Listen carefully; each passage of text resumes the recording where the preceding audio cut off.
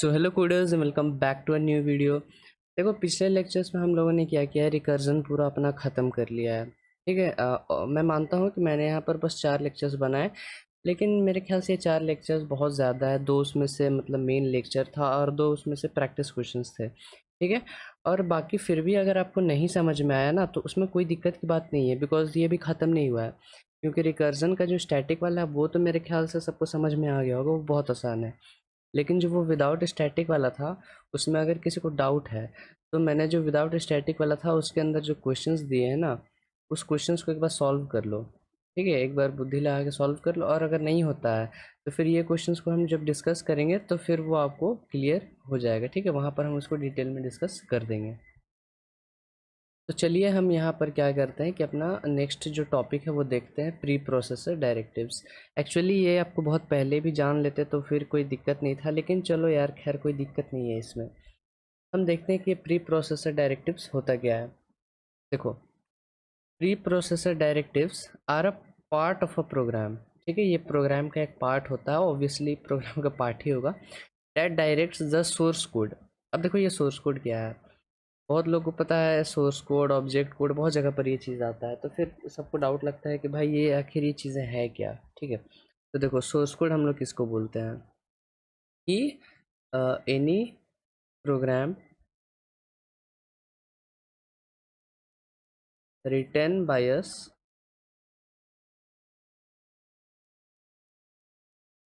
Before compilation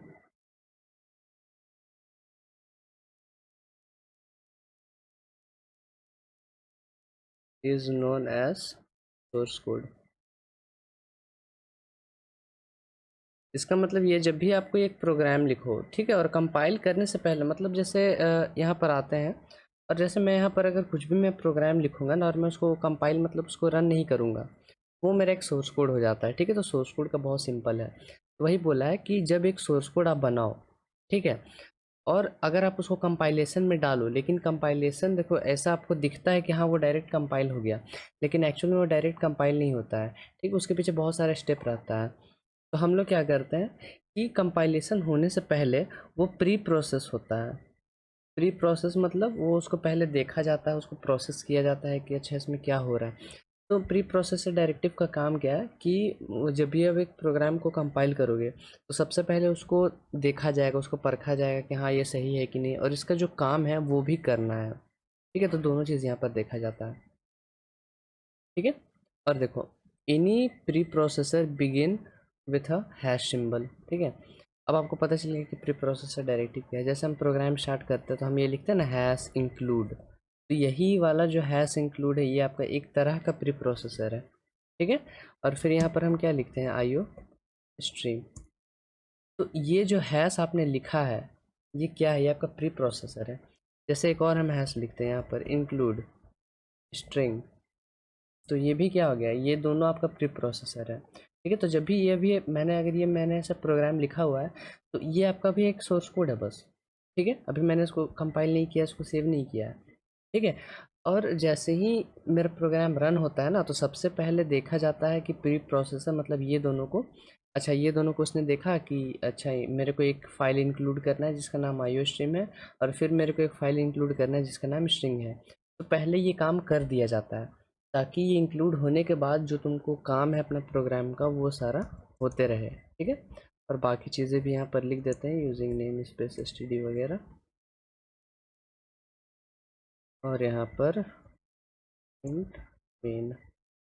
चलो, हमको आज बस प्री प्रोसेसर से काम है, मतलब इतना से बस काम है। चलो, ठीक है, तो कोई भी प्री प्रोसेसर होगा वो एक हैश सिंबल से बिगिन होगा। ये मैं सोर्स कोड का डेफिनेशन को यहाँ से हटा रहा हूँ। चलो, अब यहाँ पर देखो, there are 4 types of preprocessor. अरे मतलब प्री प्रोसेसर का मतलब आप समझ गए ना, वो ऐसा प्रोग्राम का पार्ट होता है जो कंपाइलेशन से भी पहले उसको काम किया जाता है। ठीक है, ये चीज़।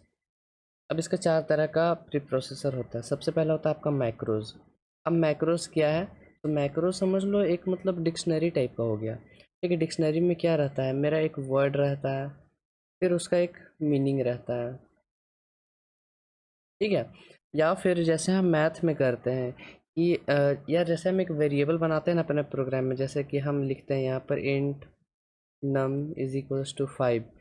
ठीक है, तो फिर हम हर जगह 5 नहीं यूज़ करते, हम नम यूज़ कर लेते हैं और नम की जगह पर हर बार मेरा 5 आते रहता है। उसी तरह ये मेरा मैक्रोज है। ठीक है, तो सबसे पहले मैक्रोज का भी यहाँ पर दो तरह का मैक्रोज होता है। एक होता है विदाउट आर्ग्यूमेंट्स। अब आर्ग्यूमेंट्स कहाँ पर आता था, याद करो, फंक्शंस में आता था। ठीक है, और एक होता है विथ आर्ग्यूमेंट्स। मतलब ऐसा इसका कोई कॉन्क्रीट नाम नहीं है, लेकिन बस समझने के लिए मैं इसको दे रहा हूँ। ठीक है, और विदाउट आर्ग्यूमेंट्स आप यहाँ साइड में लिख सकते हो कि इसको हम लोग वेरिएबल्स भी बोल सकते हैं। अब ऐसा नहीं कि मतलब इसको बोल ही देना वेरिएबल्स, इसको हम बोल सकते हैं, ऐसा समझ लो। ठीक है, और विथ आर्ग्यूमेंट्स को हम लोग फंक्शन बोल सकते हैं।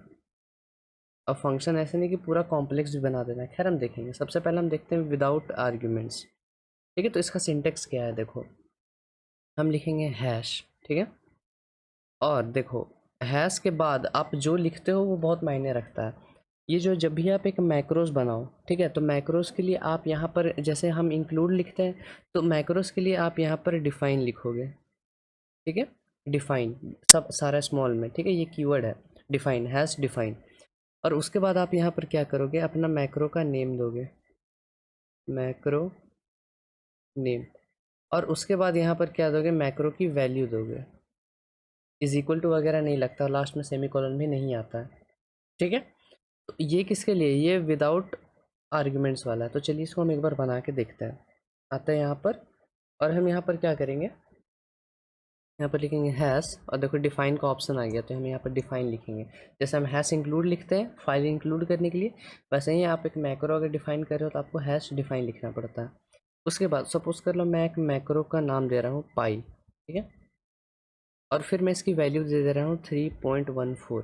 तो एक ये कांस्टेंट की तरह ही है, लेकिन यहाँ पर देखो इक्वल टू नहीं आता, इक्वल टू आपको नहीं लगाना है। बस आप यहाँ पर लिखना हैश डिफाइन, और फिर पाई लिखना है, मतलब जो भी आप मैक्रो का नाम जो भी आप देना चाहो, और 3.14। ठीक है, इससे क्या हुआ, हमने एक मैक्रो को डिफाइन कर लिया पाई, और जब भी जहाँ कहीं भी हम पाई को यूज़ करेंगे वहाँ पर मेरा 3.14 आ जाएगा। जैसे कि मेन फंक्शन में आते हैं, और यहाँ पर हम अपना सी आउट पाई को कर लेते हैं। ठीक है, इसको सेव करके रन करते हैं, तो देखो वो 3.14 मिल गया। ठीक है, ऐसा क्यों हुआ, क्योंकि हमने यहाँ पर एक मैक्रो डिफाइन कर लिया है पाई। ये वेरिएबल इसको मत बोलना, इसको मैक्रो ही बोलोगे आप। ठीक है, ये मैक्रो है मेरा पाई। समझ गए यहाँ तक, चलो बढ़िया। तो मतलब ये एक तरह का आपका ग्लोबल वेरिएबल की तरह होता है। लेकिन मैं एक चीज़ आप लोगों को यहाँ पर समझा देता हूँ। जब भी आपको एक वेरिएबल बनाना हो जो कांस्टेंट नेचर का हो, ठीक है, तो आप इसका कभी भी यूज़ मत करना। ठीक है, मतलब देखो ये लेक्चर सिर्फ आपके नॉलेज के लिए है, ताकि आपको थोड़ा बहुत प्री प्रोसेसर डायरेक्टिव्स के बारे में नॉलेज हो जाए। बाकी इसका प्रोग्राम में बस फाइल इंक्लूजन के लिए ही आप यूज़ करना, और बाकी किसी भी तरह से इसको यूज़ मत करना। फाइल इंक्लूजन बोले तो ये वाला पार्ट, मतलब जब हम यहाँ पर फाइल इंक्लूड करते हैं, hash IO stream, hash stream, बस इसके लिए। बाकी इन सब चीज़ों के लिए आप ग्लोबल फंक्शन ही यूज़ कर लो, मतलब ग्लोबल वेरिएबल ही बना लो। ठीक है, समझ गए, चलो। अब देखो, तो ये आपको समझ में आया कि ये विदाउट आर्ग्यूमेंट्स वाला है। ठीक है, तो यहाँ पर हम क्या करते हैं, डिफाइन कीवर्ड का यूज़ करते हैं। तो आप यहाँ पर ऐसे भी लिख सकते हो कि मैक्रो को हम बनाने के लिए हम हैश डिफाइन का यूज़ करते हैं। ठीक है, चलो अब हम देखेंगे विथ आर्ग्यूमेंट्स। मतलब ये एक फंक्शन की तरह काम करता है। हम यहाँ पर लिख देते हैं कि इसके लिए आपको जो कीवर्ड यूज़ करना है वो है हैश डिफाइन। हैश साथ में आएगा ही आएगा। ठीक है, चलो अब यहाँ पर देखते हैं विथ वेरिएबल्स वाला, मतलब विथ आर्ग्यूमेंट्स वाला, सॉरी। तो उसके लिए हम क्या लिखेंगे, फिर से वही हैश डिफाइन। मैक्रो के लिए आपको डिफाइन कीवर्ड का यूज़ करना पड़ेगा। ठीक है, उसके बाद आप यहाँ पर क्या लिखोगे, मैक्रो का नेम दोगे, मैक्रो नेम। हटाते हैं, थोड़ा सा लंबा सिंटेक्स है तो थोड़ा सा जगह लगेगा। यहाँ पर लिखते हैं हम हैश डिफाइन, फिर यहाँ पर मैक्रो नेम, फिर यहाँ पर वैल्यूज़ आएंगे। वैल्यू, वैल्यू आपको जितना मन उतना आप वैल्यू दे सकते हो। ठीक है, ये वाला पार्ट, सॉरी। और उसके बाद यहाँ पर फिर से ब्रैकेट लगेगा, और यहाँ पर आपका वर्क आएगा। वर्क मतलब क्या काम कराना चाहते हो आप इस वैल्यूज़ के साथ। फॉर एग्जांपल, जैसे कि देखो हम एक फंक्शन जब भी बनाते थे तो हम कैसे लिखते थे, हम अपना रिटर्न टाइप डालते थे। ठीक है, तो यहाँ पर मेरा रिटर्न टाइप आता था, जैसे कि मान लो वॉइड आ गया। उसके बाद हम क्या लिखते थे, अपना फंक्शन का नेम लिखते थे, जैसे कि हम सम लिख देते थे। और उसके बाद हम क्या करते थे, इसके अंदर अपना वैल्यूज़ लेते थे, जैसे कि इंट ए और इंट बी, मान लो इसके अंदर वैल्यूज़ आएगा, ठीक है। और उसके बाद हम क्या कराते थे, अपना सम को रिटर्न कराते थे। तो यहाँ पर क्या करते थे, रिटर्न ए प्लस बी, यही चीज़ करते थे। अभी हम सेम चीज़ यहाँ पर करेंगे, ये वाला में। बस यहाँ पर अंतर क्या आ रहा है, वॉइड की जगह पर यहाँ पर हैश डिफाइन आ जा रहा है, ठीक है। अब मैक्रो नेम लिखो या फंक्शन नेम, दोनों एक ही चीज़ हो रहा है यहाँ पर। और इसके अंदर जो आप वैल्यूज़ दोगे ना, उसका मतलब डेटा टाइप मत बताना कि यार ये इंट है, ये फ्लोट है। बस आप यहाँ पर ए कॉमा बी लिख देना, ठीक है। तो ये थोड़ा बहुत डिफरेंस आता है, यहाँ पर अपना हैश डिफाइन कर लेते हैं, ठीक है। सम नाम से दे देंगे। और फिर अब आप सोच रहे हो कि हर जगह कैपिटल कैपिटल ही क्यों आ रहा है, कोई वैसा रूल नहीं है कि कैपिटल है, आपको मन है स्मॉल भी लिख सकते हो, ठीक है। अब यहाँ पर देखो, हमने ये कर लिया। सम के अंदर हमने डेटा टाइप में नहीं बताया है कि ये यहाँ पर इंट होना चाहिए, यहाँ पर फ्लोट होना चाहिए, ऐसा कुछ नहीं है। सीधा सीधा आप दे दो यहाँ पर ए प्लस बी, ठीक है। उसके बाद हम यहाँ पर क्या करेंगे कि सी आउट करेंगे और अपना सम को बुलाएंगे एक फंक्शन कॉल ही की तरह, और यहाँ 2,3 पास कर देंगे, ठीक है। इसको सेव करके रन करते हैं। मेरे को 5 मिल रहा है, ठीक है। तो देखो लो, ये मेरा, ये दोनों तरह के मेरे मैक्रोज होते हैं। ये आप सिंपल एक वेरिएबल की तरह काम कर रहा है जैसा कि आप लोगों को दिख रहा है, और ये आपका एक फंक्शन की तरह भी काम कर रहा है जैसा आप लोगों को दिख रहा है। अब इसके अंदर जो आप वर्क डिफाइन करो वो बहुत सिंपल होना चाहिए, ऐसा नहीं कि बहुत बड़ा लूप वगैरह लगा दो, पूरा झोल कर दो, ठीक है। नहीं, ये चीज़ नहीं कर सकते हो। सिंपल एक A plus B, A into B, A plus B by two, ऐसा सिंपल इक्वेशन आप दे सकते हो। अब बहुत बड़ा बड़ा भी टास्क इससे नहीं कराना है, ठीक है। और इसको हमने बुलाया कैसे, ये मैक्रो को जस्ट एक फंक्शन कॉल ही की तरह हमने इस मैक्रो का नाम लिखा और उसके अंदर दो वैल्यूज़ को पास कर दिए, ठीक है। तो ये होता है मेरा, ये विदाउट आर्ग्यूमेंट्स वाला है। एक तरह से मैंने आपको बोला ही कि आप इसको वेरिएबल ही समझ लो, और इसको हम लोगों ने विथ आर्ग्यूमेंट्स बोला, या आप, मैंने बोला इसको फंक्शन ही समझ लो, ठीक है। बाकी देखो, आप, मैंने आपको बताया ये बस नॉलेज के लिए, आप इसको यूज़ मत कर लेना। आपको फ्लेक्स करना हो जाके दोस्त लोग पास कि मेरे को इतना बुद्धि है, कर लो। लेकिन हाँ, इसको रियल लाइफ प्रोग्रामिंग में यूज़ मत करना, ठीक है। आपको अगर वैसा बनाना ही है तो फंक्शन बना लो यार, क्योंकि देखो बहुत बार क्या होता है ना, ये एरर खड़ा कर देता है, इसलिए हम लोग इसको नहीं यूज़ करते हैं। इंक्लूजन, इंक्लूजन को हम अभी तक हर बार यूज़ करते आ रहे हैं। इसके लिए हम क्या करते हैं, हैश इंक्लूड करते हैं, ठीक है। और इसमें ज़्यादा एक्सप्लेनेशन चाहिए नहीं आपको, बिकॉज देखो हमने यहाँ पर ऑलरेडी कर चुका है। ये जो अपना प्री डिफाइंड फाइल होता है उसको इंक्लूड करने के लिए यहाँ पर काम आता है, ठीक है। तो इसका वही सिंपल सा वर्क है। अब देखो कंडीशनल क्या है। कंडीशनल आप लोगों को पढ़ना नहीं है, ठीक है। देखो, लेकिन मैं इसका बता दे रहा हूँ कंडीशनल में होता क्या है। इसमें बहुत सारे मतलब माइक्रोज आते हैं, मतलब सॉरी प्री प्रोसेसर आते हैं। जैसे कि मेरा एक हैश इफ़ आता है, हैश इफ़ डेफ आता है, hash if N F and F आता है, उसके बाद हैश एंड इफ आता है, ठीक है। उसके बाद हैश एल्स आता है। तो ये सारा कंडीशनल है। अब देखो ये किस तरह से वर्क करता है, क्या होता है, वो मैं आपको नहीं बताऊंगा, लेकिन शॉर्ट में मैं आपको ज़रूर बता दूंगा। जैसे कि ये हैश इफ़ का काम क्या है कि इफ़ के अंदर हम कुछ कंडीशन देते हैं, और वो अगर कंडीशन सही होता है तो हम कुछ काम कराते हैं, जस्ट लाइक इफ़ एल्स, ठीक है। अब ये इफ़ डेफ का काम क्या है, इफ़ डेफ का मतलब क्या होता है, इफ़ डेफ के बाद पता हम यहाँ पर क्या देते हैं, किसी मैक्रो का नेम दे देते हैं, यहाँ पर मैक्रो का नेम दे देते हैं।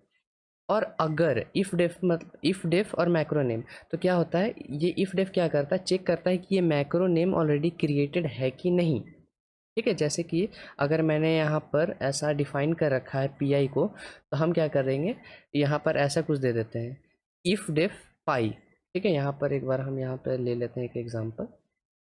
यहाँ पर हमने लिख दिया इफ़ डेफ पाई। तो इसका मतलब ये है कि अगर पाई मेरा ऑलरेडी डिफाइंड है, ठीक है, तुमने अगर ऑलरेडी पाई को डिफाइन करके रखा है तो कुछ काम करो, ये इफ़ डेफ का काम है, ठीक है। और इफ़ एंड एफ क्या करता है, जस्ट उल्टा है। अगर पाई डिफाइंड नहीं है तो मतलब अगर आपने पाई को डिफाइन नहीं किया है तो कुछ काम करो, ठीक है। एंड इफ क्या करता है, ये सपोज कर लो बस, मतलब जो इफ एल्स जो आपने यहाँ पर बनाया है, ये वाला इफ एल्स, मतलब जो अपना ओरिजिनल होता है वो नहीं, ये प्री प्रोसेसर वाला इफ एल्स, उसको काम एंड करने में ये काम आता है और ये ज़रूरी है।